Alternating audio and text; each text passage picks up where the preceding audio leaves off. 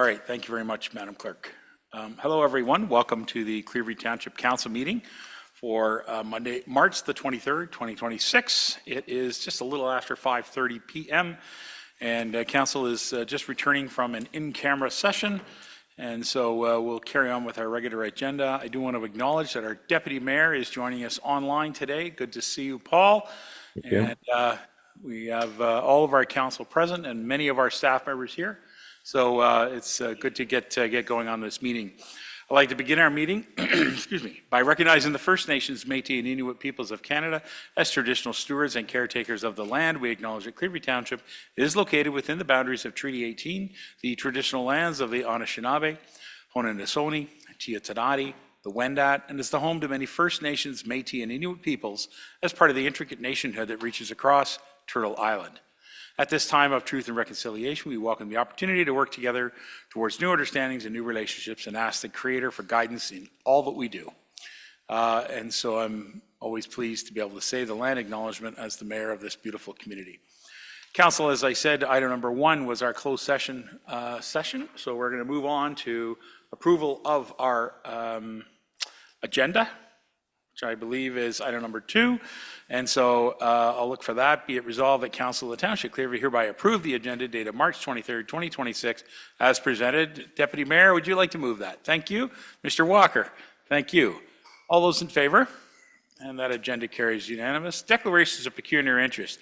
Now, does anyone have any declarations of pecuniary interest or general nature thereof they'd like to bring forward at this time?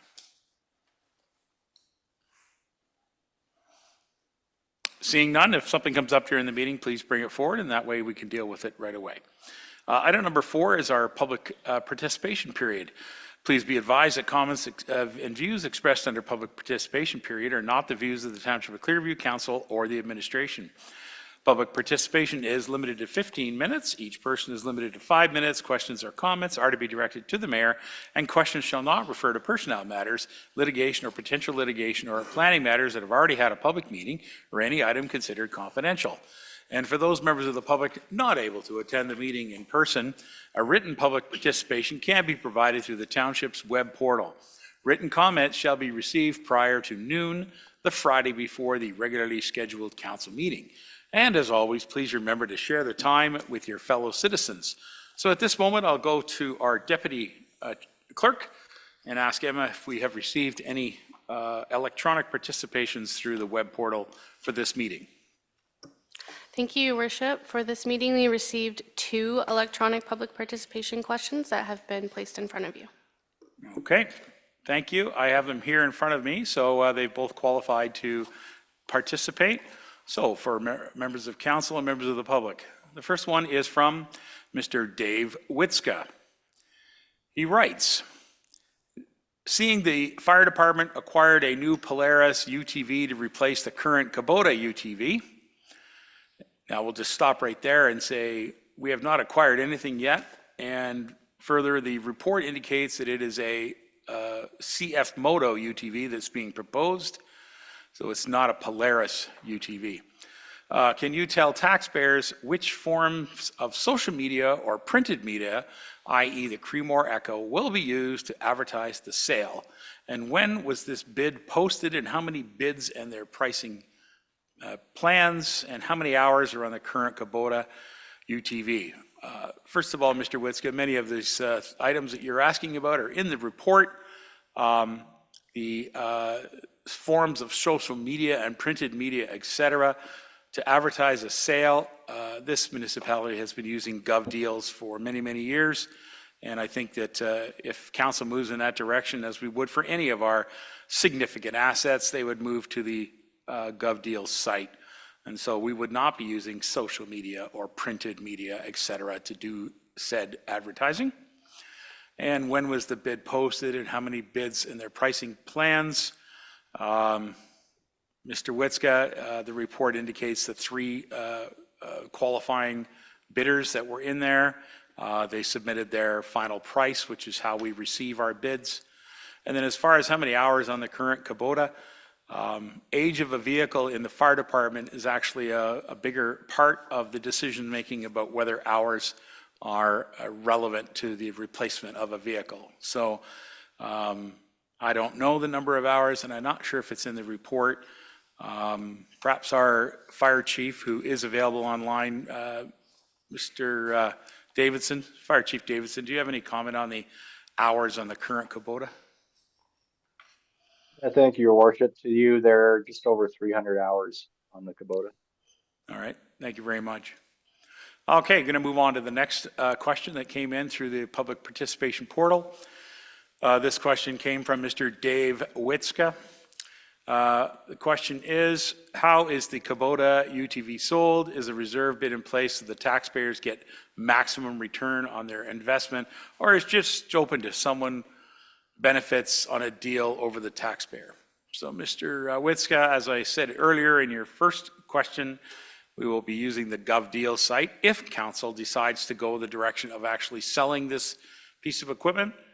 If you read the report, there is an option that council can, in fact, just transfer it to another department or use it in other ways so it continues to serve the taxpayers of the Township of Clearview.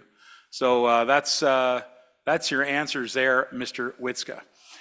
Is there anyone from the public who would like to come forward and ask a question? Giving the opportunity, if there's anybody from the public. All right, not seeing anybody jumping forward. So council, we're going to move on then with our regular agenda. Thank you for public participation, period.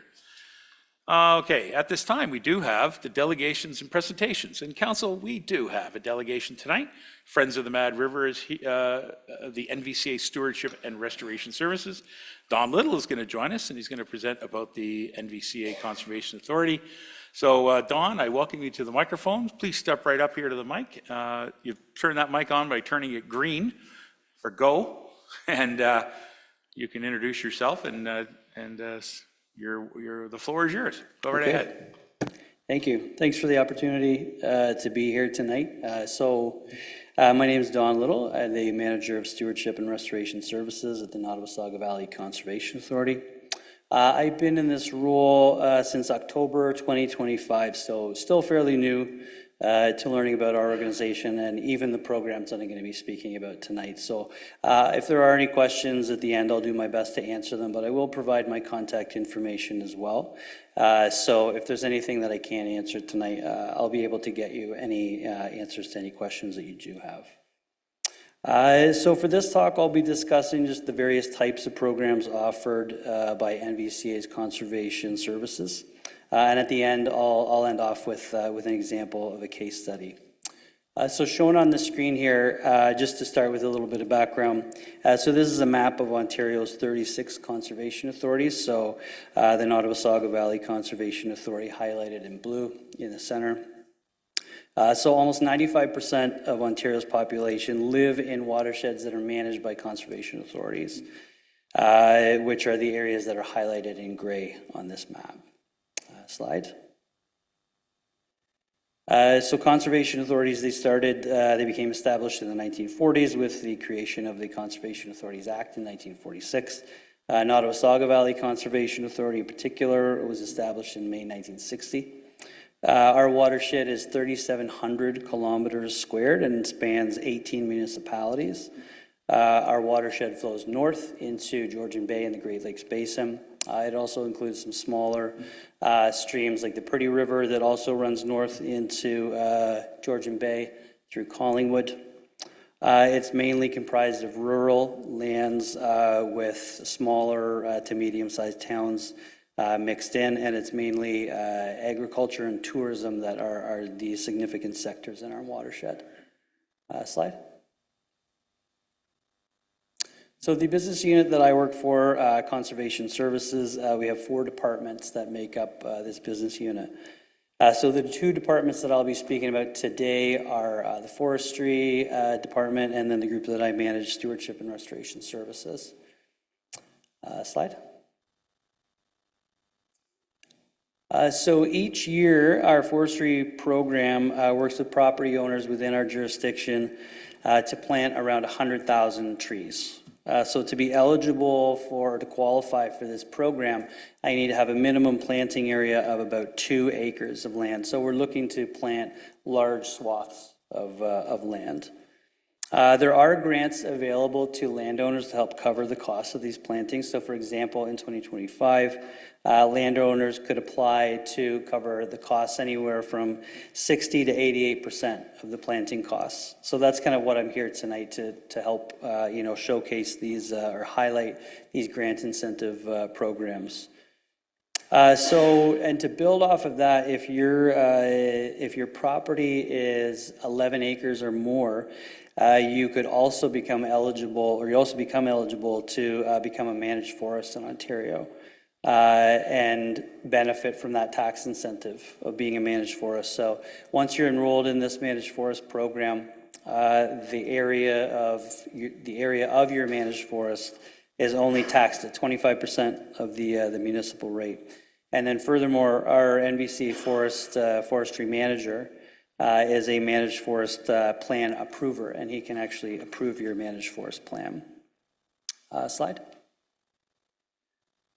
So if you're interested in tree planting and other stewardship programs on your property and you have less than 2 acres, there's still lots of options available through our Healthy Waters program. So this is one of the main services offered by the Stewardship Department at NVCA. So this program, it provides landowners and community groups with the services that you see on the screen here. So things like outreach and education, technical advice. Also, we offer free site visits. But one of the main areas, and again, what I'm hoping to focus on tonight, is the grant incentive program that we have through Healthy Waters, which provides funding and technical assistance to environmental projects on participating lands. So the Healthy Waters program, it's for all of the NVCA jurisdiction with the exception of Dufferin County. In Dufferin, we have a very similar program called the Rural Water Quality Program, which, again, like the Healthy Waters program, it offers financial and technical assistance for property owners to implement stewardship on their property. Slide. So these are the types of projects that are funded through our Healthy Waters program grant incentive. So again, things like tree planting, but also livestock exclusion fencing, manure storage, well decommissioning, dam mitigation, so removal of dams and online ponds. And then projects listed here could be financially covered anywhere from 30 to 100% of the project cost, all the way up to $10,000, depending on the project. Slide. So these are the general steps to receiving a grant through the Healthy Waters program. So once you have a project that you think is eligible or you'd like to move forward with, you would start just by giving either myself or our coordinator, Shannon Stevens, a call. Then we would come out and we would do a free site visit. Then you would fill out your application and submit it, and we would review it. Usually we're fairly quick on reviewing it, and then once you've received your approval letter, you can move forward with the project and implement. And then we would do a site visit at the end once it is implemented, and then you would receive your grant. Slide. So another service that is offered through our stewardship department is implementing river restoration projects throughout our jurisdiction. So this program is led by myself, our river restoration technician, Laura Winsink, and our biologist, Sarah Campbell. So the funding structure for these types of projects is always different depending on the project. But generally speaking, these projects are largely covered, or the cost of these projects is largely covered through grants that we seek out at NBCA. We do like to see some financial commitment from property owners, but it's not a requirement, and it's usually minuscule compared to the overall project costs. So these efforts are largely driven through our Fisheries Habitat Management Plan, which was created in 2009 in partnership with Fisheries and Oceans Canada. So this map here is taken from that management plan. And it showcases the priority reaches, which are highlighted in red, which showcase where we focus our restoration efforts. And so these reaches, they were largely determined by the fact that they're permanently flowing sections of stream largely fed by groundwater, which makes them excellent candidates for cold water fish like speckled trout or rainbow trout, things like that. Slide. So this slide here showcases some of the restoration methods that we've employed over the years. So we stabilize eroding stream banks to make them more resilient to fast-flowing water and less prone to releasing sediment in the stream and things like nutrients that are bound within that sediment. We also build wetlands in places that will support them. On farms where livestock have access to the stream, we install livestock exclusion fencing to create a buffer between the stream and the grazing area. In areas that have very, very steep stream banks, we create what's called a terrace floodplain shelf, an example of which is on the top left-hand photo there, where we reduce the grade at the edge of the stream bank and create this kind of step-down approach into the river. And the benefit of that is when you have a large rain event, the water comes up and then it can move into this floodplain area. It reconnects the river with the floodplain instead of being confined to the high banks to the stream. It dissipates that energy and that stormwater. And then another feature that we create is called an oxbow wetland. An example of that is the bottom right. So we create these on very sinuous streams by creating a new channel right at the pinch point of that stream bend. And then we cut off the upstream end, and then we leave the downstream end open, which creates that kind of that curved wetland that you see. Slide. So to end the presentation, I just wanted to showcase a restoration project from an area that took place from this area from 2023 to 2025, just last year at the Carruthers Memorial Park on the Mad River in collaboration with Friends of the Mad River in the areas that are highlighted in red there. Last slide. So this photo showcases a bank stabilization project that took place between 2023 to 2024. So you can see the large boulders were placed and you can see the planting there of that deep rooting vegetation. So this bank was stabilized because the erosion was encroaching on the road that's coming into the park, which is right behind that excavator in that photo. Slide. So these are the before and after photos. So the before photo on the left, you can see the eroding stream bank, and then you can see what it looks like after all of those habitat inclusions were in place. So the boulders, and again, that riparian vegetation planting. Slide. So works that were created or completed just this last year include the creation of a side channel. So when looking at restoration options, we look at native ecosystems that have similar conditions without degradation. So when we were looking to do this side channel at Carruthers Park, we were looking at a reference site further upstream, and we noticed what's on this map here. So you notice this kind of braided stream channel that breaks off into several different channels there. So that's what we were trying to mimic with this feature. Slide. So this is the before photo of the side channel. Again, this is just downstream of just upstream of the bank stabilization project that I was showcasing at Carruthers Park. Slide. So this is during excavation of the new channel. So you can see the excavator there digging out this new channel, this side channel, and we do it in the dry. So meaning that we're not connecting this new channel to the stream until the very, very last step. So we're not disturbing the fish community in any way at all. Slide. And so this is the after the excavation of that slide channel is complete. And so you can see now water moving through it, mimicking that reference site that I was showcasing earlier. Slide. And then lastly, I just wanted to showcase a few tree planting dates that took place just this past year, again in collaboration with Friends of the Mad River. So 3 tree planting events. We planted over 1,000 trees at Carruthers Park in the areas highlighted here and engaged 92 volunteers. Slide. So if you want to learn any or you want more information about any of the services I discussed tonight, I've added the QR codes there, or you can just contact me with the information on the slide here. So.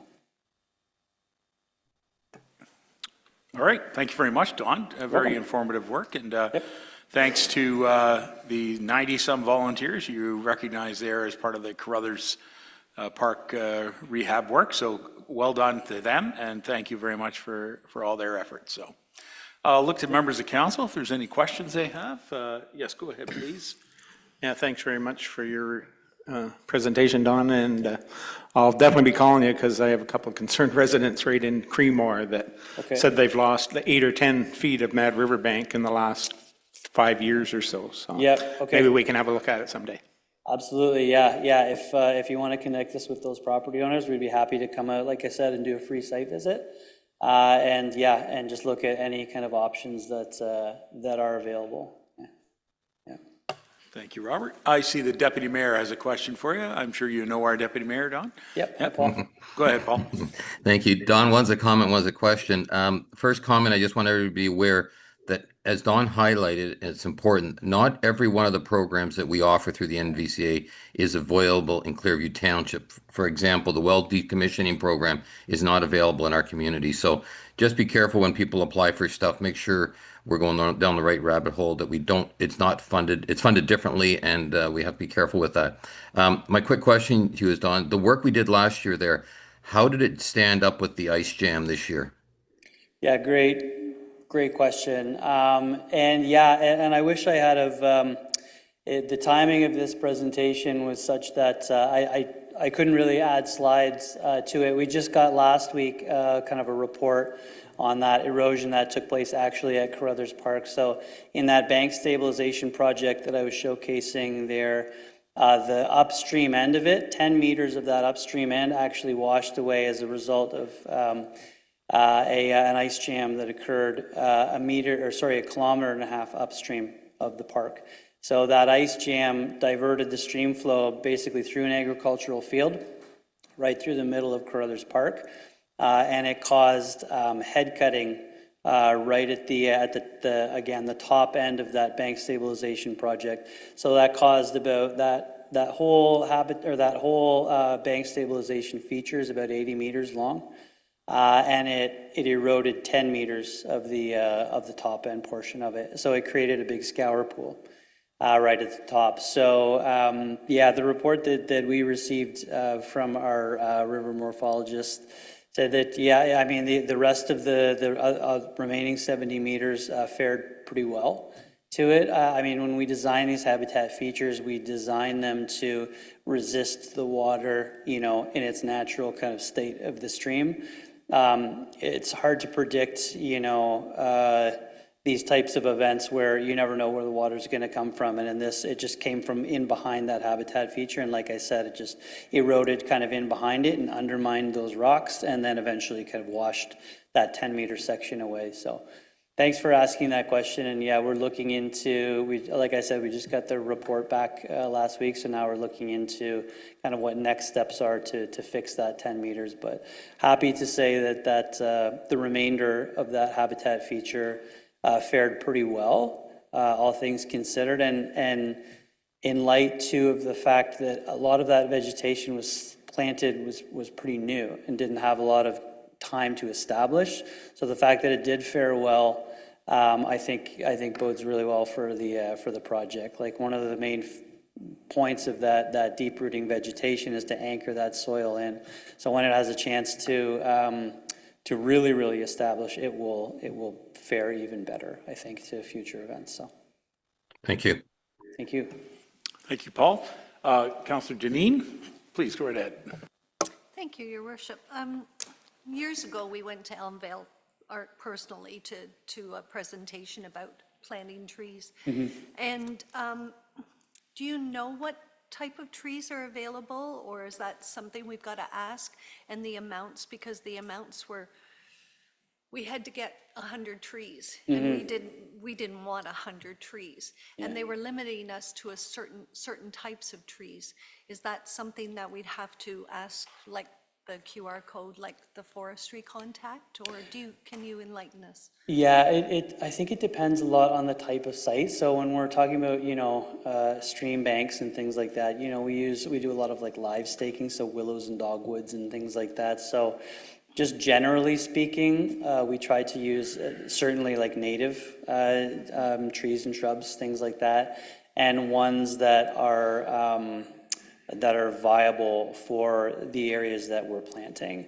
In terms of specific species, I would have to get back to you. But I think it's a lot of it is site dependent, whether it's, a stream bank, a wetland, a upland kind of thing. So, yeah. Yeah, I remember the two as well.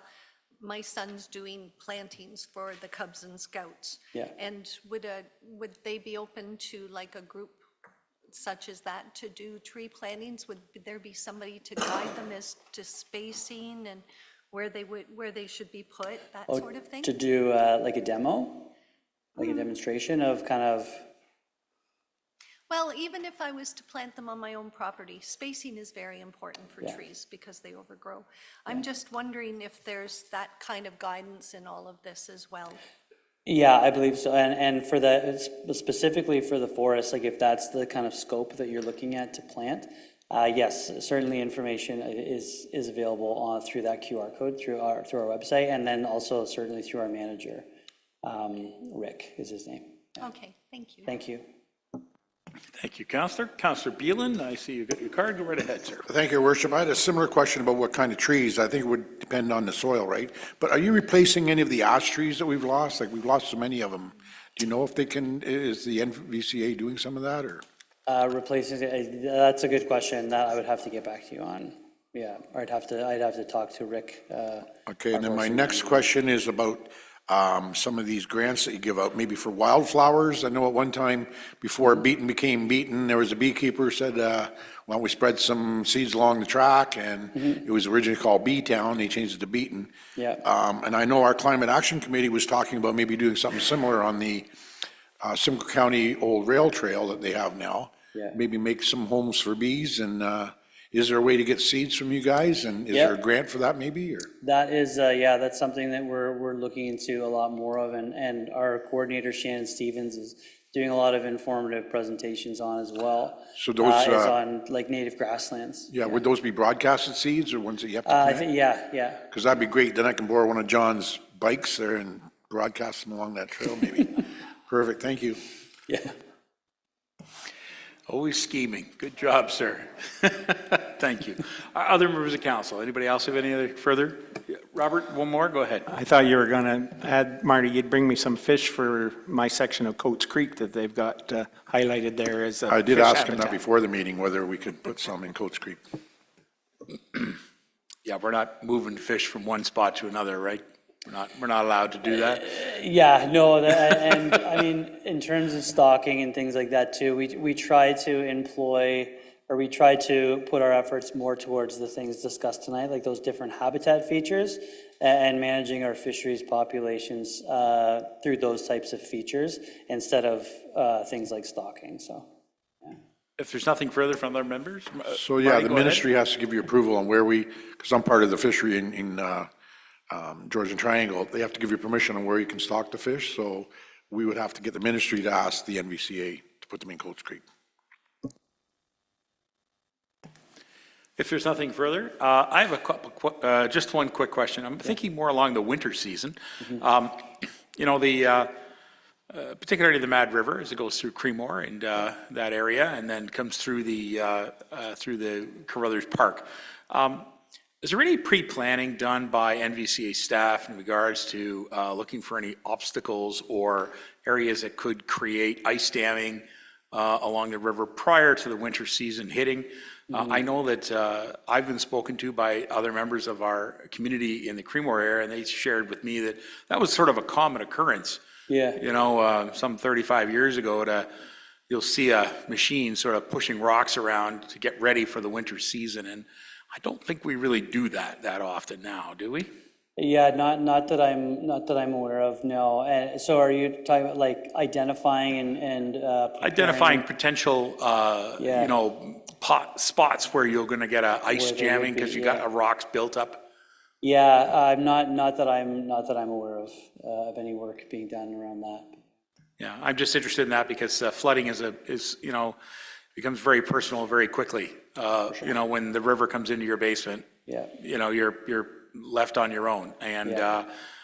that's difficult for property owners, for sure. Yeah. So I would really hope that the NVCA work with all of our partners, you know, through the Public Works and County Public Works to make sure that we keep an eye on those things as best as we possibly can and not just trust Mother Nature to get the water through. Right. We need to, you know, assist and move some of that ice if possible, and you know, work together to get it done efficiently and quickly. Do you agree?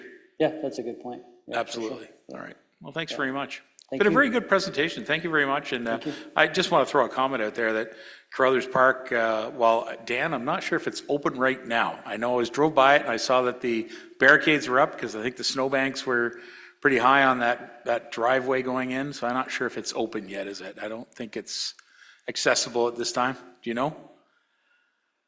I don't, Your Worship, no, I'm not sure. Yeah. Well, I'll tell you what, I'll ask Joe, our bylaw guy, to check it out for me tomorrow, and he can let me know. But I know that I drove by it the other day, and I saw the two barricades up, because I know that the entranceway was heavy snow packed, and with all that rain and potential flooding, the road conditions would be very difficult getting in and out of that site by vehicle. And yet, I do know that there's a lot of people who use the park by foot. The community of Avening get in there and they access that new trail that we built with that entranceway, and they certainly enjoy the park by foot every day. Yep. Yeah, and that, it was closed, that park, I think, maybe 2 weeks following that erosion that took place, because again, it's running right through the middle of that, of Carruthers Park. So, yeah, so we're working to try to, you know, on what the next steps would be to try to fix that. Yeah, that's great. Yeah. Thanks for your presentation, and glad to have you here from the NVCA giving us an update on how the projects are coming. Thank you. Great, thanks for being here. All right.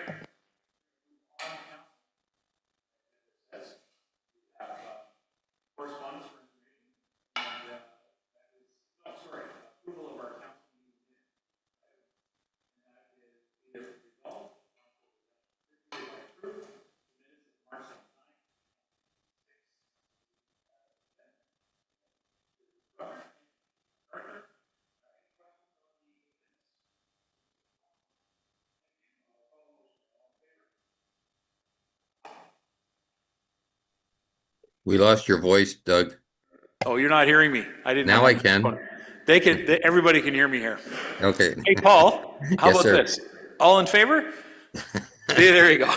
I'm not sure what I voted for, but I'm not going along with it. That's okay. Thank you, sir. It's the minutes of the meeting. All right. Correspondence for information. And item number 8.1 is our closed session item. As I mentioned at the beginning of the meeting, council has just returned from an in-camera session, so I have a recommendation here in front of me. It's going to be moved by Councillor Walker and seconded by Councillor Beelan, that be it resolved that Council of the Township of Clearview hereby directs staff to act in accordance with the direction provided in closed session regarding development and engineering standards. Members of council, any questions? Seeing none, I'll call the motion. All in favor? And that carries. Thank you. Moving on in our correspondence section, which is item 8, Ministry of Environment, Conservation and Parks news release in regards to Ontario taking next steps to improve the conservation authorities. Speaking of conservation authorities, this is a report updating us on the proposal now to create 9 conservation authorities, of which our area will fall underneath the Lake Huron group, which basically covers a lot of the areas to the east of us, right down the Lake Huron shoreline. And just wondering if, Deputy Mayor, do you have any comments on that? I know that you've been paying close attention to this, and I'm not sure if you got up to date on that while you've been away. Thank you, Worship. I have been following our communication from our council and our NVCA council, and we are going to be meeting on Friday to get a further update on it. The problem we got right now, they basically come out what you just said and said we've got 9 jurisdictions. They pulled out in this last offering, or the official offering, they pulled out Thunder Bay out of our group. I mean, it made no sense. They're the northern region. So and the ask before was that we join with the local one, so we'll be getting Norma Medonte, the Lake Simcoe Regional around us, and Grace Obel and all those, our neighbors will now become our partners. So it's going to be interesting. And the government has announced the new program or the new office, we'll call it, and how it's going to work is going to be coming forward very shortly, apparently. All right, well, thank you for that update. I look forward to you telling us what happened at your meeting on Friday. All right, members of council, we're going to move on then to our ward reports. I don't know where it started last week, so I'm arbitrarily just going to say, Mr. Broderick, you're up first. How's that? I do know where it started last week. It was me. Okay. Thank you, Worship.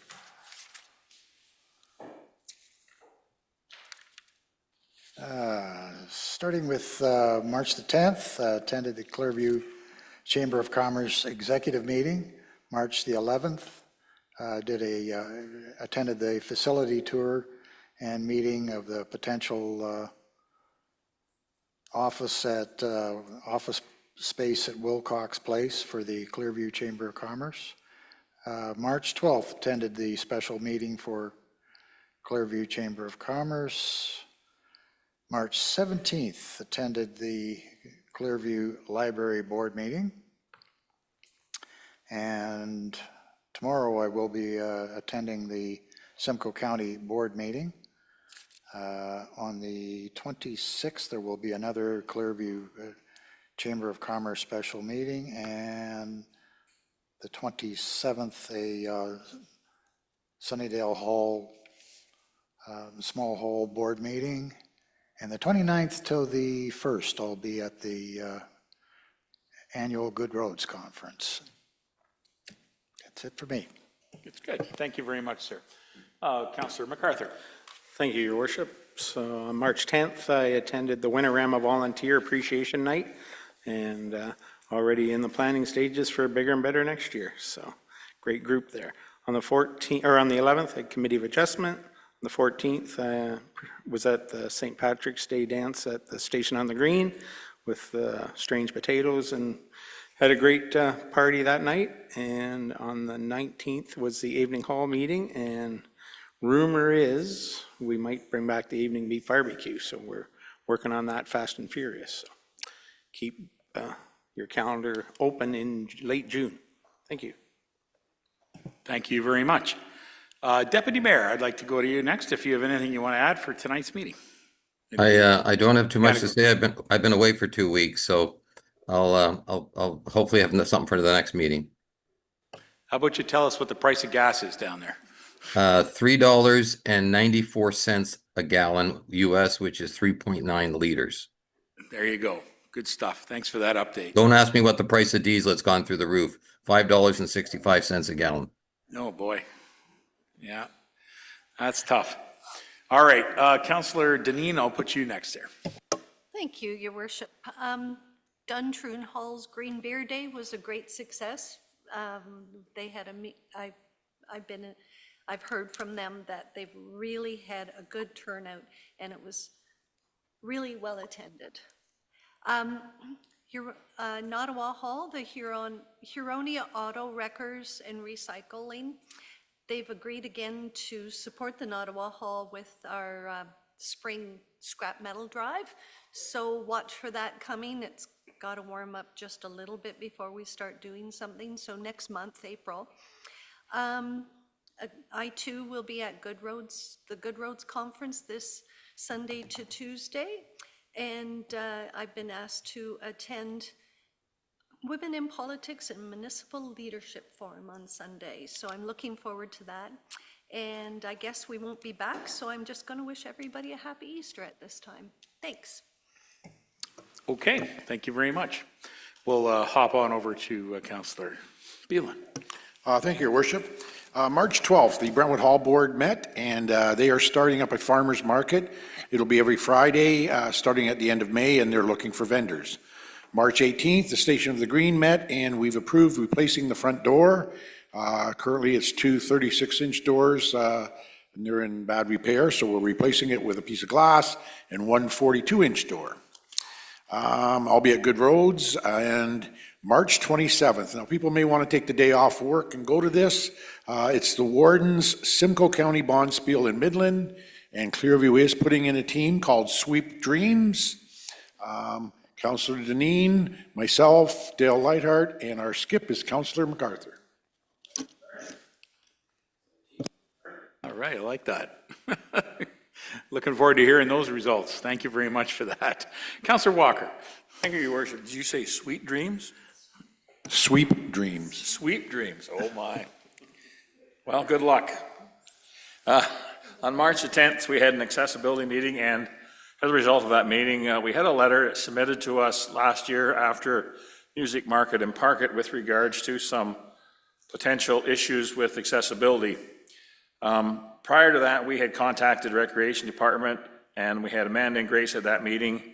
And as a result of that, we were able to have a really good discussion on those thoughts and concerns with regards to the letter, and most of that has been or will be worked on and be corrected before we get to this year's market. And on the 17th, we had a library board meeting. And just a heads up to everybody that we have joined the eBooks and Audio Consortium, which has over 109,000 items in its ebook and audiobook consortium that you can go through the library to receive or to get. We have applied for summer jobs for 2 students. We're waiting for the site plan on the Creemore edition. And June 17th kicks off the summer reading program. That's it, Your Worship. Thank you. Thank you very much. I just want to comment and compliment the library when you brought it up. Wow, did the March break ever a success there? Wow, the programming they held this year was tremendous. They had the Siskins out there, they had the amphibians and everything. It was just great. Well done. And a lot of people there. The parking lot was full in the middle of the day, which I was quite impressed with. It was great. Well done. I'm very, very pleased for the library to see that they had a very successful program. In fact, I think there was a front page photo in the Creemore Echo from that event, so that's great. Good stuff. I would like to just acknowledge too that I attended the Duntroon Hall's Green Beer Day. I will support what Councillor Deneen says. What a smashing success it was.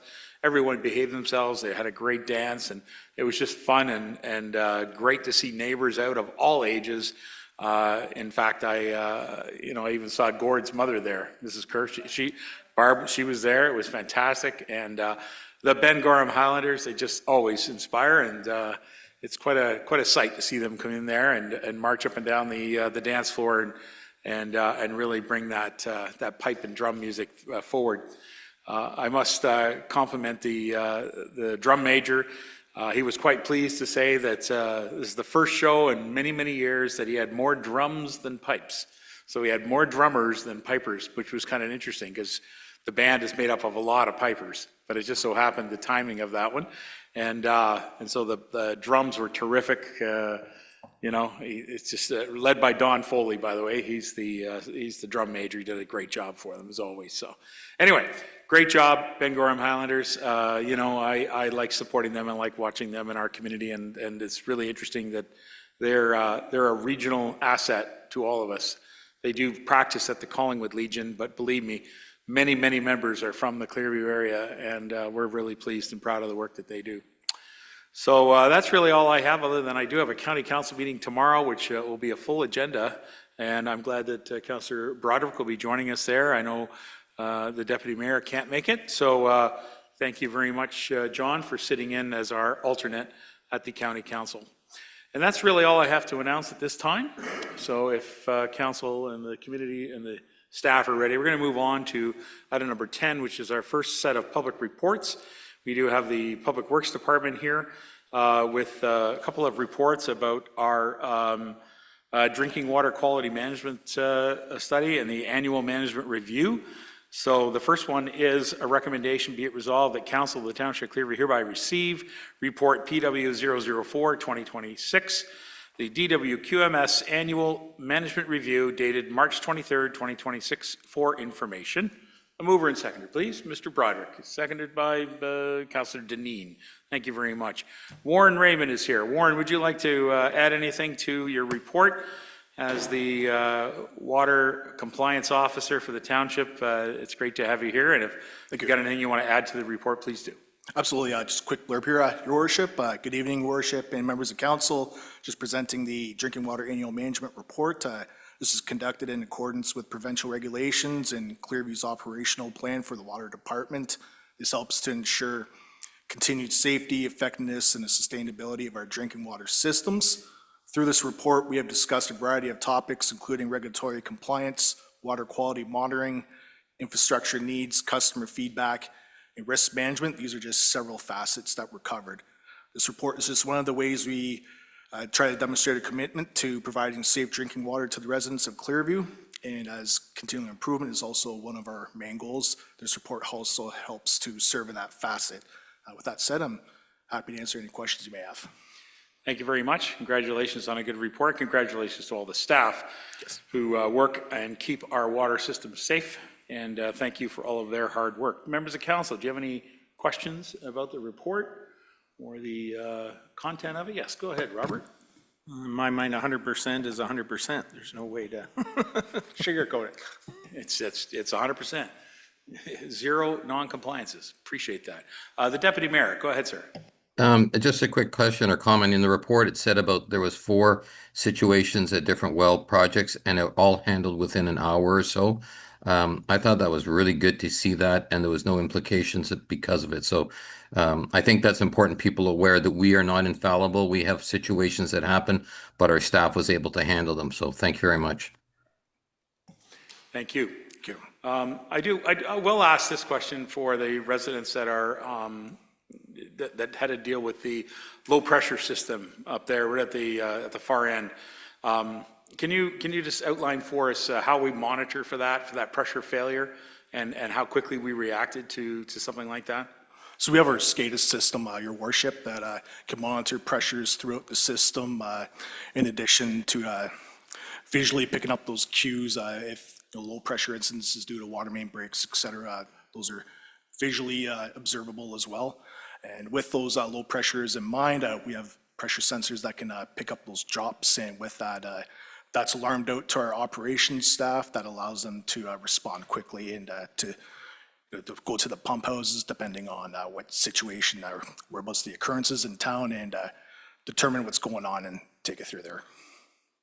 Thank you very much. And of course, the other aspect about that is that tests are done immediately after the repair to ensure that the water is safe.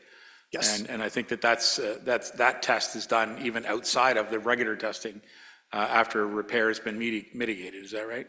Yes, absolutely. We do carry out weekly distribution samples, Your Worship. So we sample all of our systems weekly. That goes to the lab, checking for bacteriological coliforms, and ensures that our water is safe and potable.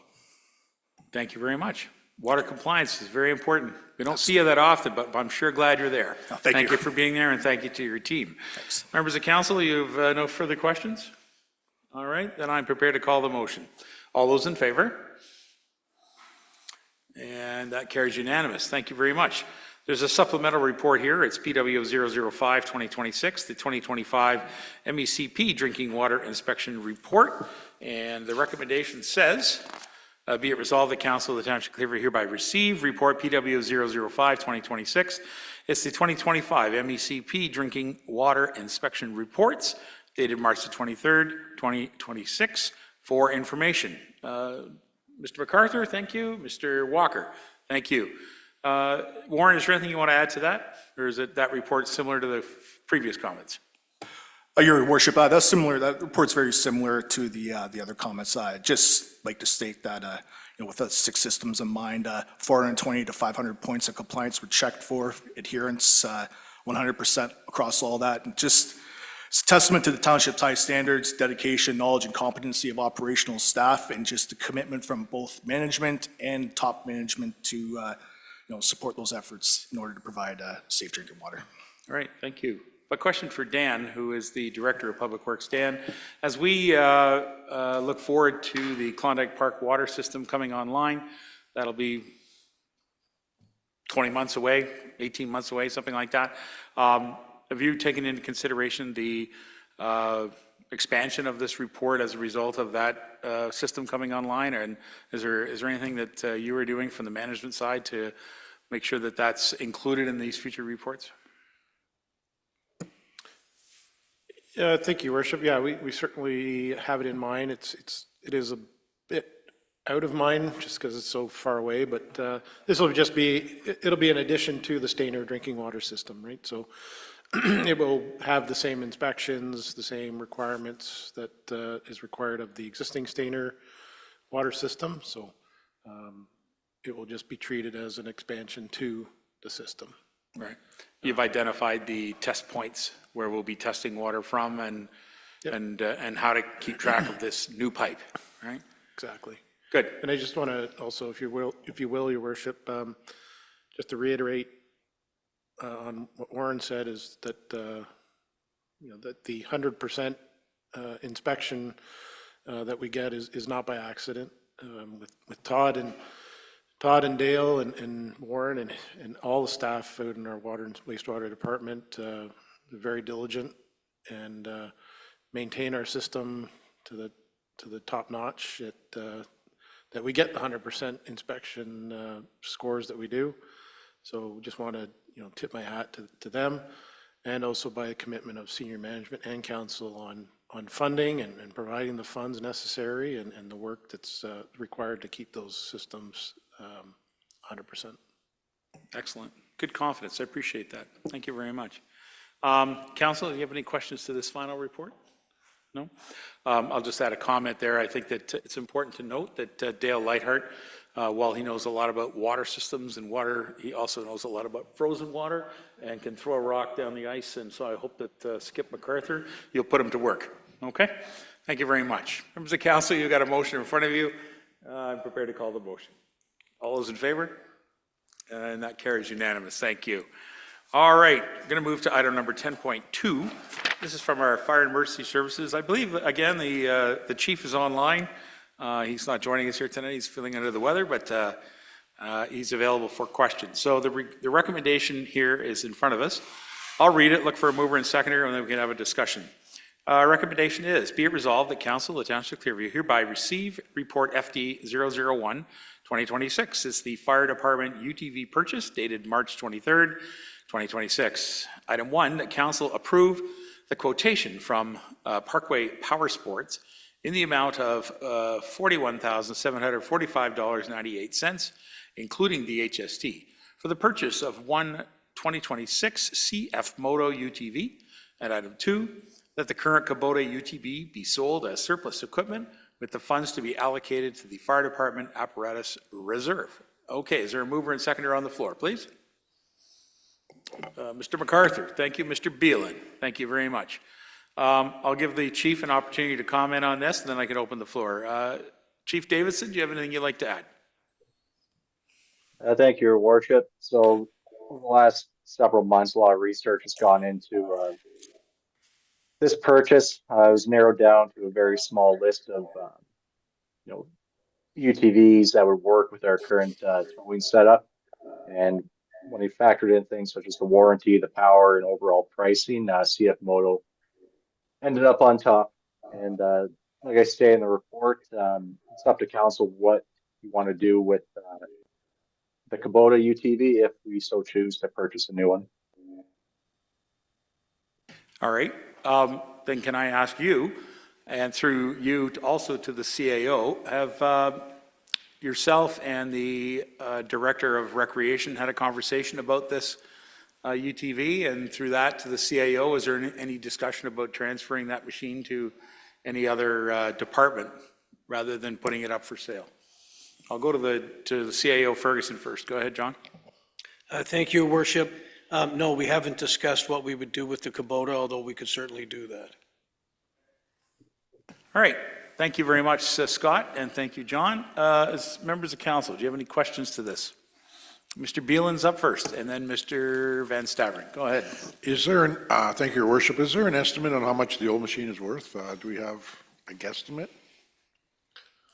And if we do go that route, selling it through, we have to go through some kind of company by the government forces. Can we post that company in case there's somebody out there that's really in love with our Kubota UTV and wants to bid on it?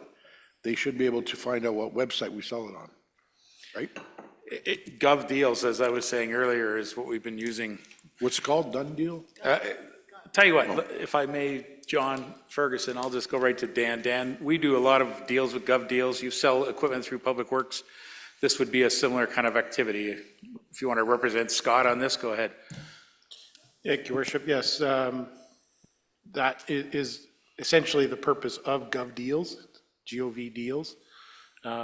They're just an online portal, similar to an online auction site, but they handle strictly with government surplus equipment, materials, you name it, chairs, filing cabinets, everything you can think of that a municipality or a provincial government would want to get rid of. We have used it for several years in the past for anything from graders to backhoes to plow trucks that we've sold. So it's been fairly easy. It's a one-stop shop, and it's been successful in getting the highest amount of money that's available out there, just similar to an online auction. Again, I only went to Dan on this because I know he's got some experience at it, but the interesting thing for council to know is that all of our departments, do have assets that will get disposed of. And they could be as simple as desks from the planning department, or they could be the IT department disposing of computers or monitors or those type of things. So they all have access to use Gov Deals. Of course, that's all supervised by our ever-present and monitoring Treasury Department. Keeps track of things. Thank you, Kelly McDonald. Does that help, Councillor? Yeah, as long as everyone knows it's Gov Deals, G-O-V Deals. Yeah. Perfect. Thank you. Phyllis, did you have a question? Go ahead, Councillor Deneen. It's been mentioned that it could be repurposed by another department. I'm just wondering what the discussion was in that regard before we passed the recommendation that it be sold as surplus. All right, thank you. We'll get to that. I know that Paul is up first too, so go ahead, Paul. Do you have a question as well? No comment, Your Worship. I spoke about this earlier when we were doing our budgeting process. I really believe that we should be keeping that used Kubota ATV, RTV for other department uses, as well as finding like when we're doing trail tunes, for example, or when we're doing parades.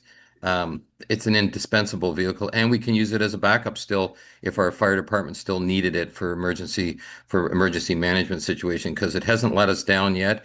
It's just aged out, and I think it's important we keep it. So I'm, for one, would like to amend the motion that we don't have to sell it right now, and that we keep it for at some time and see its application. We can still sell it in a year from now.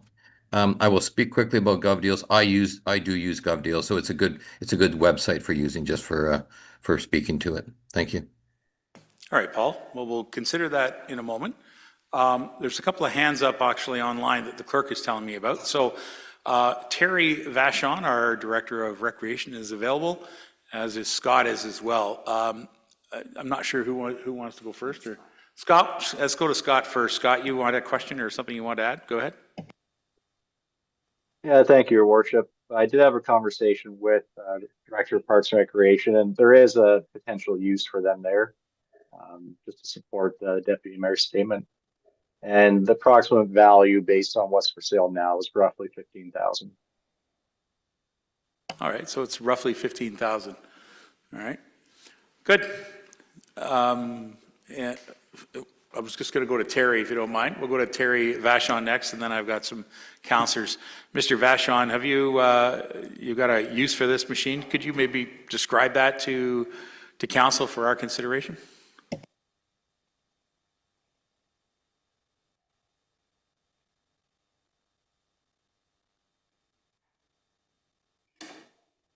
Mr. Vachon, are you online? Terry? And now his computer's not working. He's phoning the clerk. I love that. That's great. Okay. I'll take some questions. Go ahead, Mr. Walker. Thank you, Your Worship. Just a couple of, I've got 3 or 4, but I'll just do a couple. Looking at the specs, I didn't see anything that gave us a performance history on this model. Is this a new model out? Or was I just not looking in the right location, first of all? And the second question is, where is it made? Is it North American, Canadian, American, or otherwise? I could answer all those questions, but I tell you what, I'm going to let the chief do that, because it's his report. Chief, can you tell us how we came to a CF Moto recommendation? Yep, thank you, Your Worship. So CF Moto, they're not a new company. This model is only a couple of years old, though, the 1000cc model. That's the 6-seater, and it is a Chinese manufacturer. But just the reputation out there now is fairly solid for this brand compared to others. Robert, anything further? Yep. That leads me then to another question. If it's Chinese made, I see we have limited warranty, 1 year and 4-year in powertrain. Is that just for personal use, or is that going to be covered for commercial use? Since I imagine the fire department is not what you would call personal use, it's more of a commercial use. And how readily available, and what would the turnaround be for breakdown and or parts if this is Chinese made? Chief? Thank you. So there are several dealers in the area that sell CF Moto. I've not heard of any issues with parts.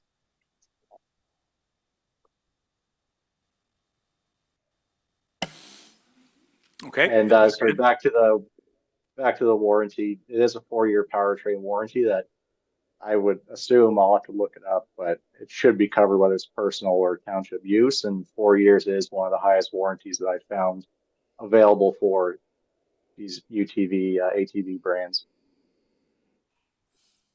Robert? Because I know, the reason I ask that is because I know if you look at your warranties on things, it talks about personal use, and then it has in brackets commercial use, which pretty well cuts your warranty almost to nothing at times, depending on what it is. So that was why I was asking that question. The other questions I have is, if I may, Your Worship, or I can wait and ask afterwards if there's others. Go ahead, yeah. The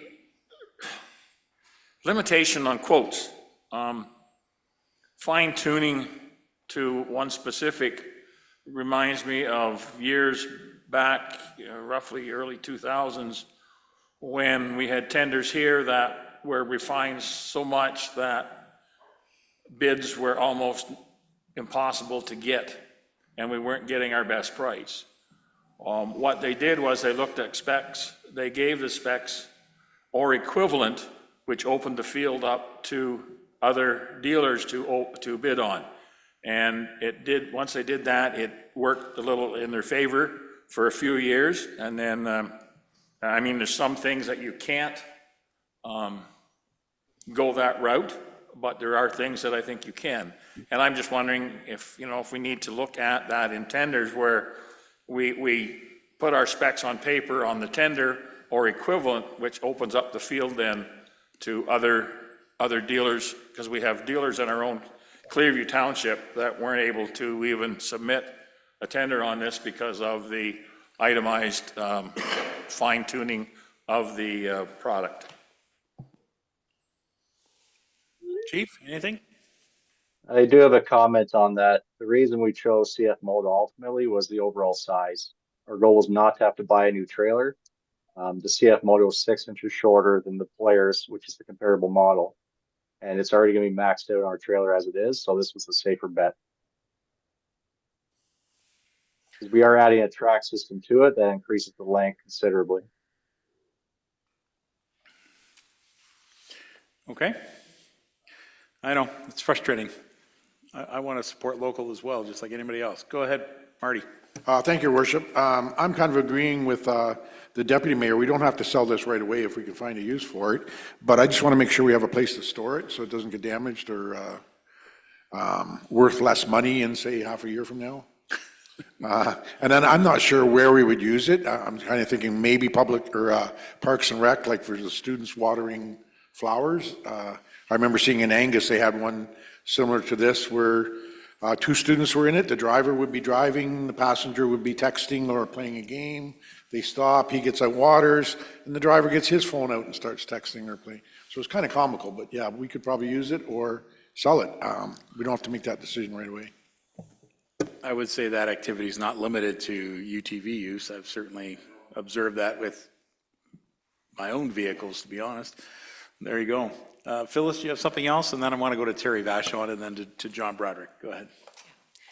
With all due respect to Polaris, I do know quite a few people that own CF Motos, and they've never had any complaints with them either, other than they were what they wanted at the time, and nobody's complained about any issues with breakdowns or anything that I know of. Okay, thank you. I wanted to get to Terry if I could, and Mr. Vachon, I think you just missed, your computer failed when we were asking the question about what type of use you would use this machine for, if Clearview Council was in favor of transferring this into the Parks, Recreation, and Culture Department. You know, is it something you're going to use to commute back and forth to work, or what is this? Yeah, thank you, Your Worship, and sorry about that. Computer froze right when I was trying to unmute myself. Yeah, we had expressed interest to the fire department that we could definitely use that Kubota. We could definitely be used at the Eco Park. We use it for trees cleanup at our trails. There's a list of maybe at public events, we could use those for garbage pickup and stuff. So we would definitely have a use for it if it was given to the Parks and Rec Department. Yeah, I was thinking when we first considered this, transferring it, that we could possibly take this machine and use it over at the Eco Park. Certainly around there, some of those trails are a lot of fun too. So I'm glad to hear you mention that, because I can see that that would be a good use for it. Did you have something? Oh, our Director of Finance wants to jump in here. See, I told you, there's somebody watching over at all times. Hi, Kelly. Thank you, Your Worship. Through to you, the rest of members of council. If Treasury could just get clarification on whether you want to transfer this to recreation at a zero cost, or if you would like to transfer it to recreation at its current market value, that would go into the fire department's vehicle reserve. That would be the normal process if we were to sell the UTV. Yeah. I was thinking that very thing, actually, because I appreciate the chief's comment in his report that he would like to, supplement his funds that he has for vehicle reserve. And to be fair to the citizens and to everyone, the fire department's been very good at managing the sale and purchase of our new fire apparatus. And so, while this is certainly not a $500,000 aerial truck, if maybe $1 million aerial truck, it's certainly an asset that we do need to recognize as something that we need to manage properly. So you're right. I think we need to assign a value to that. And if we were going to make that transfer as the deputy mayor and Mr. Beelan, is it seconding that? Or is it, Mr. Beelan? If we're going to do that, I think we want to have a report on how much that would be worth and what kind of money value we could have it transferred to show equal transferability between the departments. Mr. Broderick, please. We all want to hear from you, for sure. Please. Thank you, Your Worship. I have a number of concerns with this particular machine. One of the things, it's got a 3-cylinder engine in it versus a 2-cylinder. That's a bigger lump in the center of the machine with the 6-inch shorter wheelbase. It's going to have the same effect as raising the center of gravity, which is going to impact its hill climbing capability. Most people assume that they're all the same. In my opinion, they're not. I'm sorry, but I just have a lack of confidence in this particular machine. I won't be supporting it as part of our fire department. I think we need something a little more, in my opinion, dependable. That's it. All right. Thank you very much for your comments. I appreciate that. Did you have something you want to add? Mr. MacArthur, please. Yeah, I just want to clarify, if we were to transfer this To the Parks and Rec, currently is it licensed? I think I understand it's not licensed because it's never on the road, but if it's on the Park and Rec, it'll probably be going down roads to get to the different trails and whatnot. So I'm just wondering if there's the implications of that. Do you know what? I'm pretty sure it has a license on it. Chief, does it have a driver or a vehicle license on it right now? I'm pretty sure it does. The Kubota. Through your worship, correct. It is licensed and insured. It is. Yeah, it is licensed. Okay. Certainly the operators of it would be required to wear helmets, et cetera, as anybody who operates those type of machines. Mr. Deputy Mayor. Thank you, Your Worship. The comment I heard from the chief, the reason he wanted to go with this particular model was because of its size. And addressing the concerns of Mr. Broderick, the existing Kubota would probably need a trailer from time to time to be used to transport it to different parades or down to Creemore or wherever. Yes, it can be roaded, but we don't want to go any further than we have to. Would it be feasible, after what Kelly said about moving monies out of how we handle the money, that we would look at tendering a new trailer as well for the fire department? And that way the existing trailer could remain with the existing Kubota and look at this whole approach differently. There's a thought. Kelly, would we have enough funds to fund the purchase of a trailer to go with the new machine?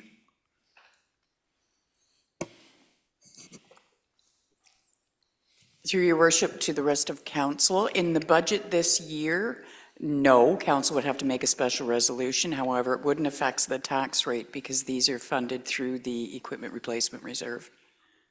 Mm-hmm.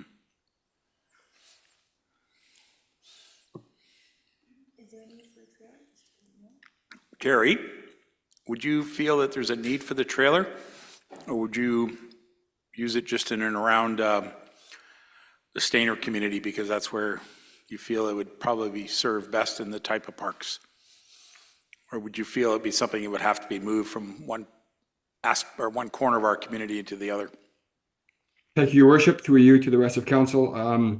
I think we have Parks and Rec has an adequate amount of trailers to move that UTV around if required. I don't think we would have a need for a trailer. Do you mean like a trailer to move the UTV, Your Worship, or was it a trailer to be pulled behind the UTV? No, it would be to move it or drive it around the township and then deploy it in places where you want to use it. So I think the answer, Deputy Mayor, is that we already have trailers in the Public Works Department that would be suitable to carry this machine. And so we have the ability to move it around if the Recreation Department were to sort of take ownership of the existing Kubota. I see you get your hand up. Go ahead, Paul. Thank you.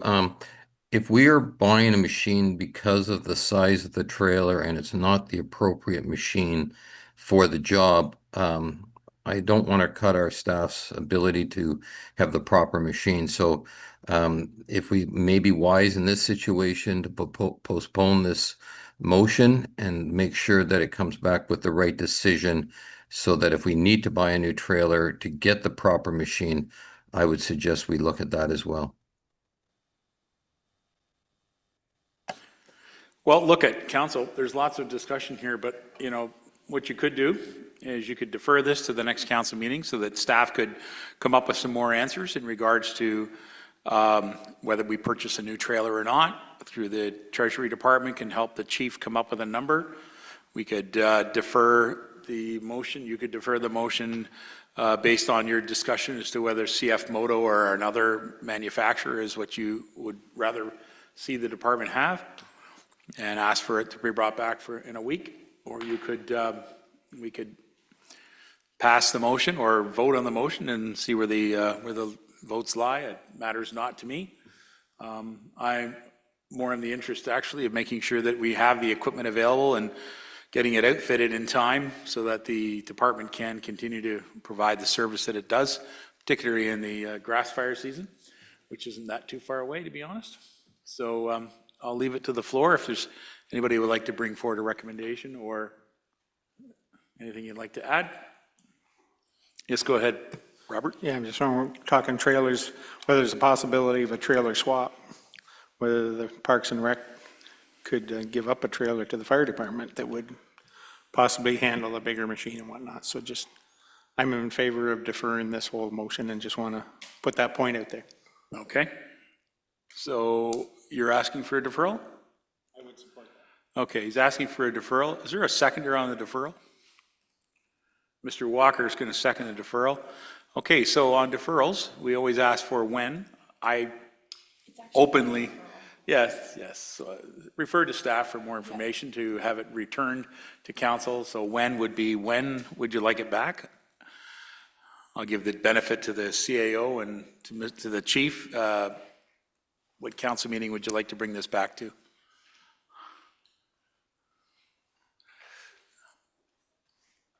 Chief, CAO, clerk, when do you think you'd be able to bring? Go ahead, chief. Through your worship. Yeah, a lot of work needs to be done with this, so I'll discuss with the clerk on when it'd be appropriate and timing wise to get back to council, but it'll be as soon as possible. Okay. Madam Clerk, what would be the next meeting that you could put this on? Thank you, Your Worship. So the next meeting is the 13th, and the one after that is the 27th. So I would suggest let's do the end of the month, and if we're before that, then we've exceeded our expectations. Well, I like to exceed. So you're saying the 13th? My suggestion would be the 27th, and we hit the 13th because we do have Easter Okay, I get in you there, saying, so. yeah. All right, 27. Yes, go ahead, Mr. Beelan. Thank you, Your Worship. I'm just wondering, is there a time that you need to order one of these? Like if we don't approve buying it now, how long does it take to get one, or do they have them in stock, or is there a delay? Yeah, is the quote relevant to a time period, Chief? Do you know? Well, you need the equipment. You want to make sure they have it in time, right? Hang on a second. Let's hear what the chief says. Yeah, through your worship, this model is in stock right now. Okay. At Parkway Power Sports. All right. So from the information you have, there's no time limit on it. We would be exceeding if we asked for an additional month. It's likely that they're not going to hold the unit for us, obviously. So if it does sell, then we'll have to wait for the next one that's manufactured. But I do not know the timeline on those. Okay. All right. I think we've had enough discussion. Can we go to the motion for deferral to the 27th, right, Madam Clerk? Thank you, Worship.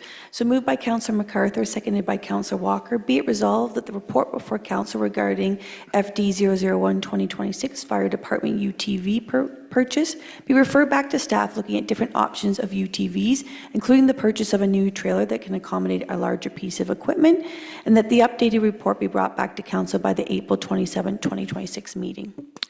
As the clerk said, nothing further. I'll call the motion. All in favor? And that everybody agrees. We're going to defer that. Thank you, Chief, for your work on this so far. And to the Treasury, the Recreation Department, and Senior Management, you got a little project ahead of you here for the next month. How's that? Okay, thank you very much. All right, guys, we're going to move on then to our Clerk's Department and Bylaw Department. And we have a report here about the noise bylaw. The noise bylaw here was updated, so I'll read the recommendation. I'll look for a mover and seconder. Be it resolved that Council of the Township of Clearview hereby receive Report LS 006 2026. It's an updated noise bylaw dated March 23rd, 2026, and item 1 that Council supports the updated noise bylaw as outlined in Appendix A to this report. And item 2, that the noise bylaw be presented to Council for final approval at the April the 13th, 2026 Council meeting. Can I get a mover and seconder on the floor for this? Mr. Broderick, thank you. Mr. Deputy Mayor is the seconder. And Sasha, would you like to speak to this, or you want to go straight to our bylaw officer? Our senior bylaw officer, Joe Paddock, is here. Joe, nice to see you. Would you like to comment on your report? Thank you, Your Worship. This report presents an updated version of the Township's noise bylaw, which has not been reviewed since 2022. While the overall intent and restrictions of the bylaw remain consistent with the existing version, the proposed update includes key improvements such as updated set fines and the addition of orders to comply. I can answer any other questions.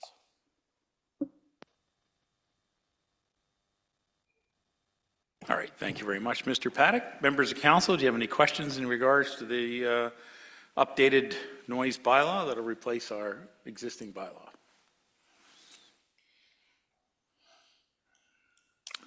No questions? Oh, hi, Paul. There he is. The deputy mayor has one. Thank It's kind you. of fun, by the way, being in here because everybody's pointing up to you, you know? You don't see them off camera. I'm not just going to sit here. Just a question to Joe about the agricultural portion of it.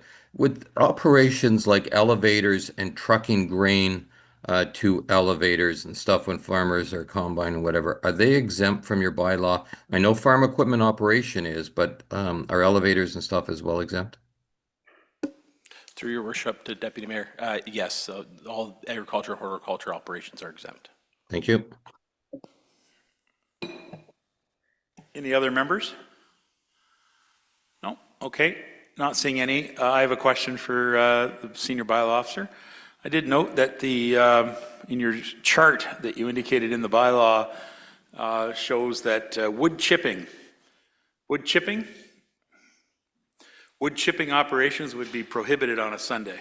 It's the only one that I found in your chart. That's in the bylaw, which I found interesting. It didn't mention chainsaws, but it did mention wood chipping. So I just wondered why the delineation on that instead of chainsaws? I mean, when you're chainsawing and wood chipping on a Sunday, they both go together generally. Yeah, that is a great question, and I will have to get back to you with an answer for that. Okay. The clerk has something to say. Thank you, Your Worship. So the activity is not just the activity of wood chipping, it's a wood chipping establishment. So something where that is a regular occurrence at that property. So an arborist or landscaping. So it does state establishment. All right. So you're saying that a business in our community would be prohibited from doing that business on that day? Okay. That might be a future amendment if we consider that, but nevertheless, I just think that it's interesting that I would, I mean, I know the bylaw is in place to help mitigate noise, but it is the one item on there that I found odd that it was highlighted as chipping. So, okay, might be a future amendment. Members of council, do you have any questions? Nothing? All right. Council, you've got a motion in front of you, and thank you, Joe, for your work on this, and Sasha. We've got a mover and seconder, and I am prepared to call the motion. All those in favor? That carries, unanimous, thank you. And then we got the Community Assistance Grant and Sponsorship. This is the first intake. So before I read that, I want to acknowledge that our Deputy Mayor and our Councillor Deneen worked very diligently on this committee, along with the Deputy Clerk, to put this together. This is the first intake of our grant program for 2026.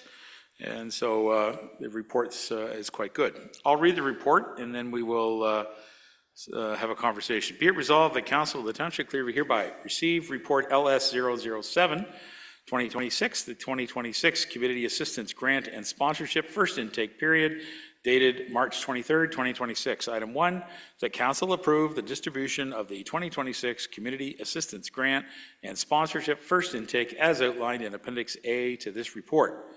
Who would like to move this? Mr. Walker, and seconded by Mr. Beelan. Thank you very much. Councilors, do you have any questions or comments to Paul? I'll let you go first. I know you led this, so please go ahead. Well, Councillor Deneen and I work together on this, Yes. and we always have a good relationship that way. My only comment is I'll make a comment that we didn't receive as many applications as we anticipated as in other years. My one comment is if people see on the report that our funds right now available are 92,200 and we're allocating 30,600 in the first intake. We do have a reserve built up from previous years from COVID and stuff. That's not our budget. That is reserves that were established for different situations, emergencies and whatnot, if the CAO has applications or whatever. But our budget for it, Phyllis, correct me if I'm wrong, is 57,000 or 60,000 around there. So we don't have all that money to spend, but we do have funds available still for the second intake. Thank you. And further, that second intake is available September, is that correct? Yes. Correct. September. So that's the second intake period, that's when that'll start. Okay, thank you, Paul. Is there other questions or comments? Yes, Mr. Walker. Just some clarification, Your Worship. Fifth Street Creative Initiatives. Anybody a little bit of more information on that for me, please? Councillor Deneen, do you know that one? Just one moment. Just one moment.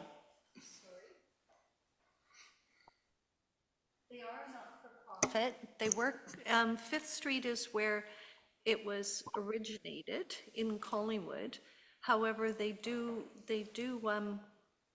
include everyone, including Clearview. It's and they also allow benevolence, if I'm not mistaken. Correct me if I don't remember here. Keep the fees low so families can partake in events, and this allows the organization to subsidize participation in special circumstances. I'm just going to Google it. I know that sounds funny, but this is how I did it in the first place.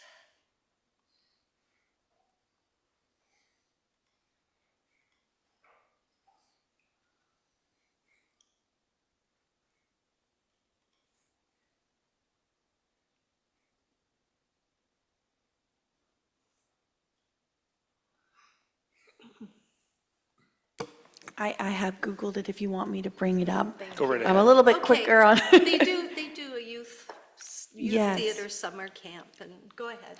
Yeah, so they have a focus on pluralism, multiculturalism, and social inclusion. They offer workshop, events, lectures, courses, and symposium, which give the participants the opportunity to learn, create, and share their thoughts and creativities with others. So they also have free workshops on courses on lessons of art and music, and they do have youth programming as well.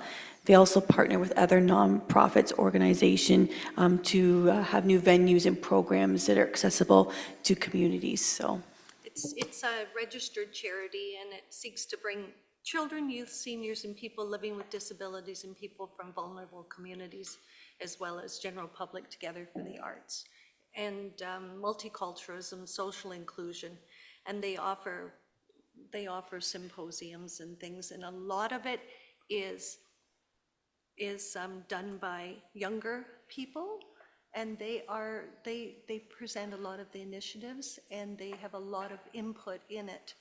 So it was a lot of youth that is involved in it, if you choose to look at it. Thanks. Councillor Walker, you okay? Yes, thank you. That, yeah, it would be nice on an application, maybe if some of these would put down the involvement of Clearview, like, do they have a breakdown of numbers from Clearview that are part of their programming?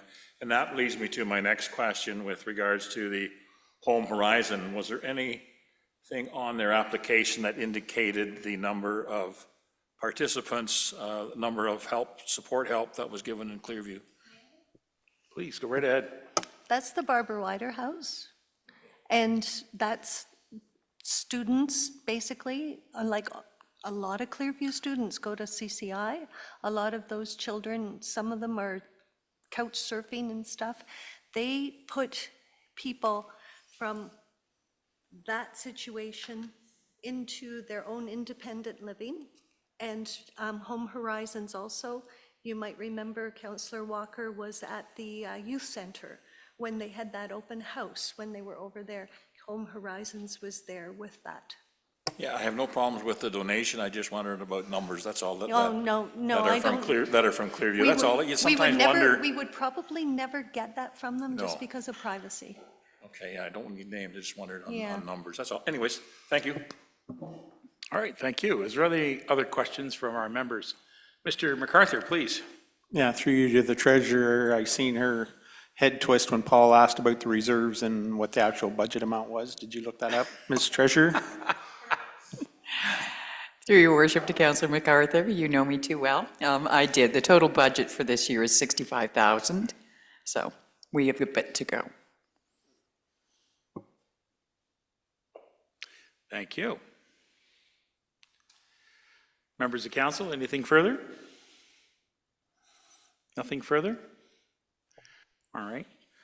I don't mean to get you confused here, Madam Clerk, but I am going to ask to pass the chair to Mr. MacArthur for a few moments. Mr. MacArthur, can you take the chair?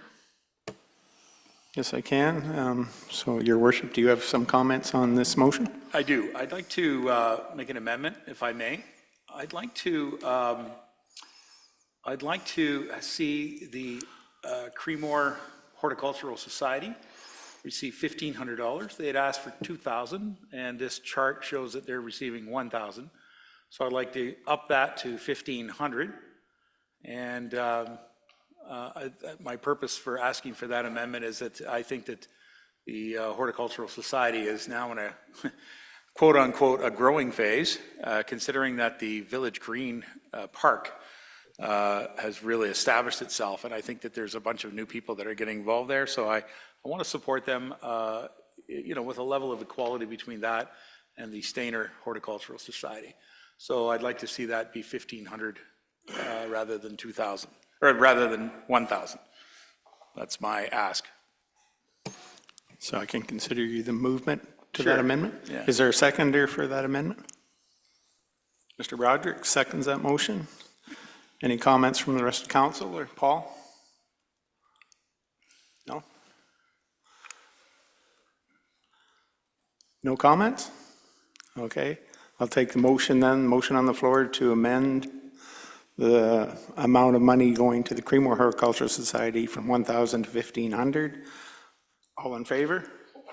Sorry? Sorry. Do you want me to read out the amendment? Sure. Okay, it's moved by Mayor Measures, seconded by Councillor Broderick. Be it resolved that the motion before council be amended to replace part 1 of the motion to state, the council approve the distribution of the 2026 Community Assistance Grants and Sponsorship First Intake as outlined in Appendix A to this report, with the amendment to provide $1,500 to the Creemore Horticultural Society. Thank you, Madam Clerk.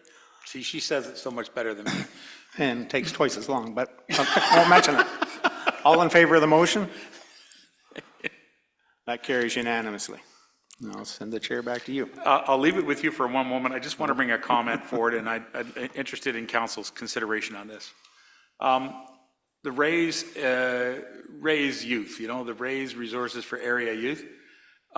Listen, fabulous organization, been around for many, many years.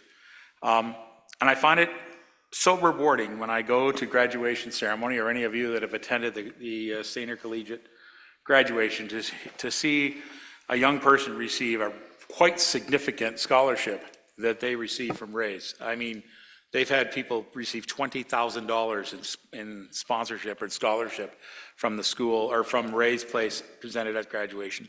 Fabulous idea. But I will note that there is no scholarship provided by Clearview Township. And I've often wondered why we don't have a scholarship presented by Clearview Township at our one and only high school that's in our community. And so while we're supporting Raise Place, and I'm going to continue to support Raise Place in this point, I would like to point out that I think that if we're giving this money directly to Raise so that they can do a scholarship, I think we should just create a scholarship ourselves and support a student who's graduating and going on to, future education or whatever. I think we should find a category somewhere that we can support that and put that into our grant program as an annual grant. So I'm asking council if there's any thought to that or any input that they may have through the chair. Does anybody else have comments to that effect? Councillor Walker? Yes, Your Worship, I kind of agree. I think maybe the best contact would be the guidance department or principal at the high school to determine if there is a need or a category that's would be suitable for Clearview Township to get involved in, and then proceed, get some more information and proceed from there. Yeah, thank you. Thank you, Mr. Chair. I'm just wondering, how much money are you talking about here? Because we're trying to keep taxes down too and everything too. Is it I understand. a significant scholarship, or is it a fairly small one, or what are you talking? Well, if I may, the graduation ceremony hands out many different scholarships. Some of them are $100, some of them are $2,000, some of them are $20,000. So my recommendation would be in that $1,000 range to create a scholarship from Clearview Township to support a student that's going to X in future education or something like that. So, like, I'm not sure if we put this in this right here, but it just caught my attention when I looked at that, thinking the Raise organization do a fabulous job, and they do fundraising, and they have a great program set up, and it is a wonderful gift that goes to those students. But it is interesting, too, to stand and note that we want to create a better partnership with the school board and support our students that are right here in our community. So I think that, you know, it'd be a great time for Clearview Township to have that same scholarship. And a $1,000 scholarship, I think, is a pretty significant scholarship to any student going Yeah, on. it's significant without being Exorbitant. Yeah. And have you given any thought to what the grounds are to win this scholarship? You know what, I would actually defer to Mr. Walker, who said that we should talk to the principal and find it a category, right? So. Yeah, I think this has to be something like, I don't think we can make this happen right this year, but definitely bring it up for discussion at a future meeting and go from there. Thank you. Phyllis, did you have a comment? Just that we've got OLB, CCI, and SCI, all three of them, to look at and ask questions, so we need more time. A lot of Clearview students that go to CCI as well. So. Sure, Yeah. sure. Well, we actually have four, because if you want to look at ESSA, the Pine. Well, yeah, true. Mr. Walker. No, I'm going to go to Mr. Beelan for, Go right ahead, Mr. Chair. to Mr. Broderick, Councillor Broderick. Thank you, Chair. I was just going to say the Northern Light Lodge here in Stayner does an annual bursary. I think the amount is $500 a year to the same thing. Maybe there could be an opportunity for partnership, I don't know. Very good. Deputy Mayor. Thank you, Chairman. I would love to see what the mayor is suggesting be administered by Ray's Place. And you think about it, we are going to have probably 6, maybe even 8 high schools in the next foreseeable future drawing from this community, whether it be CCI, SCI, Our Lady of the Bay, the 2 new high schools in Wasaga, Essa Pine. So like there's 6 right there, and I'm sure there could even be kids going to Shelburne or Banting. I don't know. But I think it would be a great opportunity if we were to sponsor one through Ray's Place, and they can vet it. The mayor and I every year have to look at the scholarships administered by the Simcoe County. We don't get names on them, but we get a pile of paperwork to look at. And one student does get an award through from Clearview through Simcoe County. So I would suggest you can throw it at the grants committee if you would like somebody to prepare, like working with our clerk and stuff.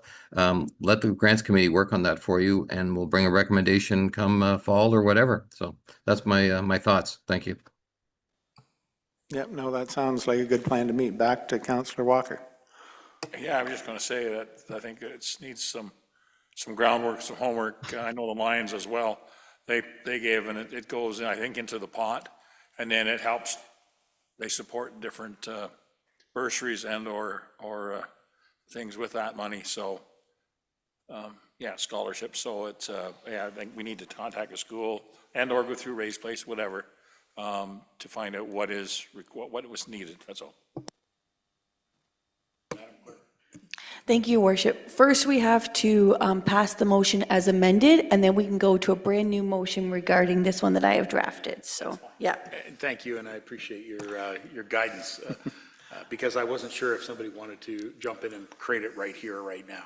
So, since we're on that motion, so thank you. Yeah, Mr. Chair. that was going to be my next question, whether you wanted a motion for that but let's finish the main motion then, which, if you want to read it, because I don't have it right in front of me, Sasha. Thank you. Moved by Councillor Walker, seconded by Councillor Beelan. Be it resolved that Council of the Township of Clearview hereby receive Report LS 007-2026, which is the 2026 Community Assistance Grants and Sponsorship First Intake Period, dated March 23rd, and that Council approve the distribution of the 2026 Community Assistance Grants and Sponsorship First Intake as outlined in Appendix A to this report, with the amendment to provide $1,500 to the Creemore Horticultural Society.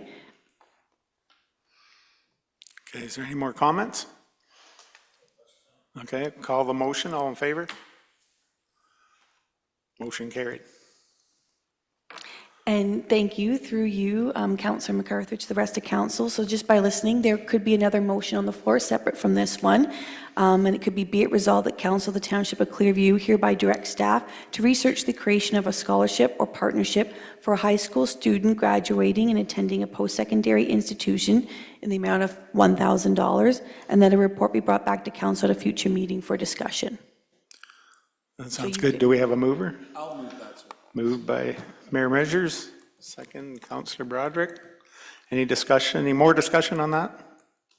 I would suggest you bring it forward quicker than later, because if we're going to do it this year, they're going to want to know. Yeah. Right? So we'll have to get on that. Okay, any more comments? Okay, I'll call the motion. All in favor? That carries unanimous. Now am I done? Okay, back to you.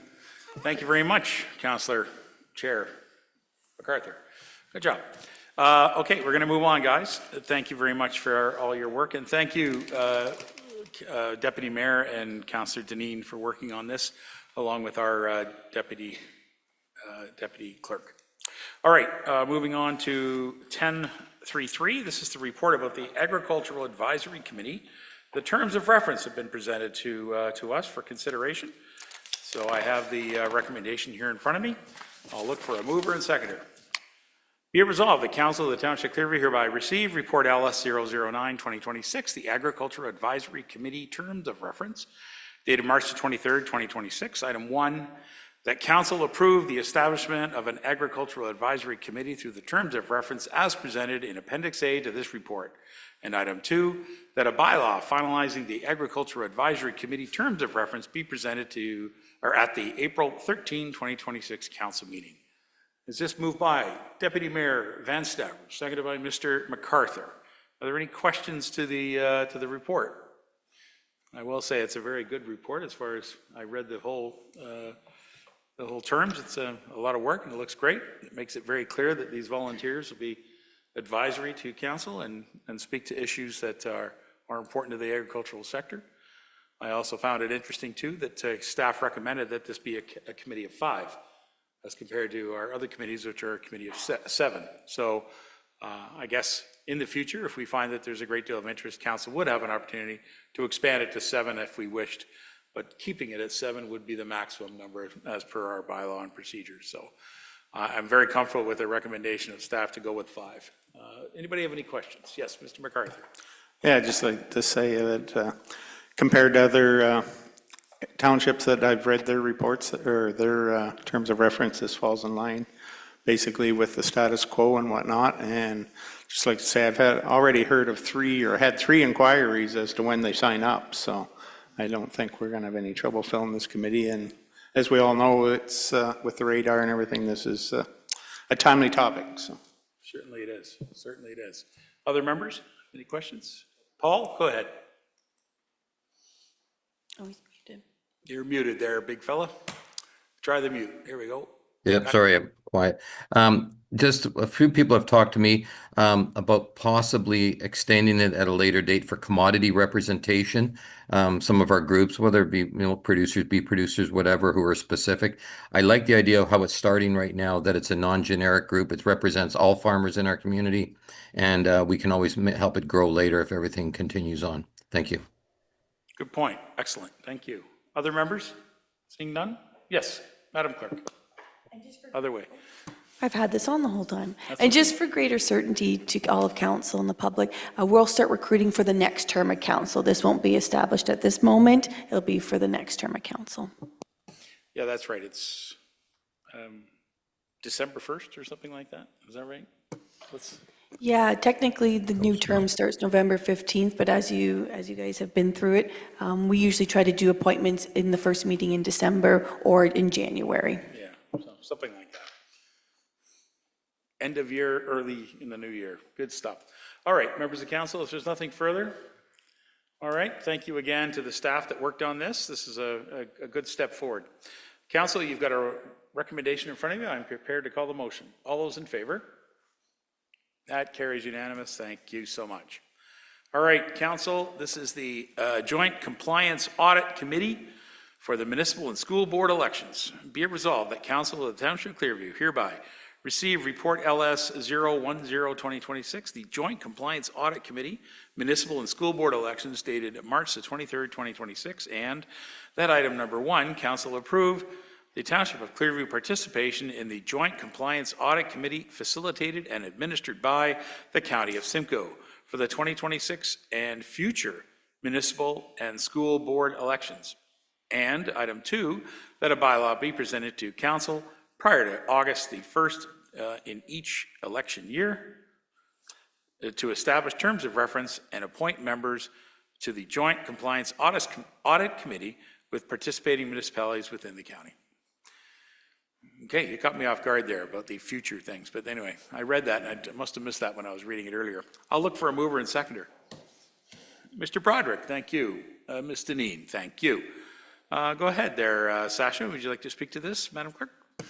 Thank you, Your Worship. You hit on the key part that's changed from past elections. So we've done joint compliance audits since 2018 with the county, and it's done really well for those past elections. It's nice to have an arm's length for a joint compliance audit committee. And as well, it's nice that we are not taking from the same pool from neighboring municipalities of possible people that could be on a joint compliance audit. Sometimes it can be tough to find a committee of at least 3 members. So having it at the county level has just worked in the past years. Us clerks have talked at a lot of our election meetings, and the county has said that they're willing to facilitate this for foreseeable future elections. So they had asked if we had presented a report to our councils, stating it for this election and future elections, just knowing that you will establish the terms of reference each election period in October, by October 1st, so, and appoint the members. All right, sounds good to me. Members of council, do you have any questions? Yes, Mr. Beelan. Thank you. So how many members are actually from Clearview? 3 to 7? Is that the way I'm reading it right? Or 3 to 7 members total for all that area? 3 Your Worship, to Councillor Beelan. Not necessarily a member from Clearview might be on it. We are just taking applications for all the member municipalities who are on that joint compliance audit committee. Yeah. Yep, thank you. Okay. Anybody else? Any other questions? All right, seeing none. All right, thank you for the report, and I look forward to working with this group. Members of council, there's a motion in front of you. I am prepared to call the motion. All those in favor? Carries unanimous. Thank you very much. Let's go to item number 11, which is our bylaws. We have a zoning bylaw amendment. Be it resolved that bylaw number 2618, being a bylaw to regulate the use of lands and character, excuse me, location and use of building structures on the lands municipally known as 5840 County Road 9, be presented and read a first, second, and third time, finally passed, 23rd day of March 2026. Mr. Beelan, yes. Yeah, I had a conflict of interest when it was presented before, so I can't vote on this. Oh, so you'd like to declare it this time? Yep. Thank you very much. If you could just withdraw from the table, clerk will acknowledge that. And I will look to Councillor MacArthur to move it. Mr. Broderick can be the seconder. All right, any further questions to the bylaw? Seeing none, I'll call it. All those in favor? And the bylaw carries. Thank you very much. Guess you can return there, Mr. Beelan. Appointment bylaw. So this is the appointment bylaw 22-101. Be it resolved that bylaw 2619, being a bylaw to amend Schedule A of bylaw 22-101, appointing members of the Township of Clearview Committees of Boards, be presented and read a first, second, and third time, and finally passed the 23rd day of March 2026. Can I have it moved by Broderick and seconded by Mr. Walker? Thank you. And is there any questions? Seeing none, I'll call the motion. All in favor? It also carries unanimous. Thank you. Excuse me, needed a little water there.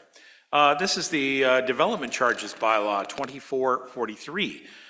Be it resolved that bylaw 2620, being a bylaw to amend the bylaw 2443, respecting township-wide development charges for the corporation of the Township of Clearview, be presented and read a first, second, and third time and finally passed on the 23rd day of March 2026.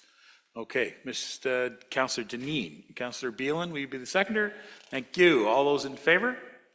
And that carries unanimous. Thank you so much. Item 12 is our new business. Notice of motion, new business. Anybody with a new business item or questions? No? Moving on to confirmatory bylaw, be it resolved that bylaw 2622, being a bylaw to confirm the proceedings of the March 23rd, 2026 council meeting, be presented and read a first, second, and third time, finally passed on the 23rd day of March 2026. Mr. Deputy Mayor, thank you. Mr. Broderick, thank you. Any questions? Seeing none, all in favor? Confirmatory bylaw carries. Thank you. And now we're at the motion to adjourn, which is at 7:21, I think it is. 7:21, sounds good. Be it resolved that the council meeting adjourned at 7:21 p.m. Mr. Broderick, Ms. Deneen, thank you. All those in favor? That carries. Have an excellent evening, folks. I'm off to county tomorrow, so we'll see you all. Good luck at Good Roads for those that are attending.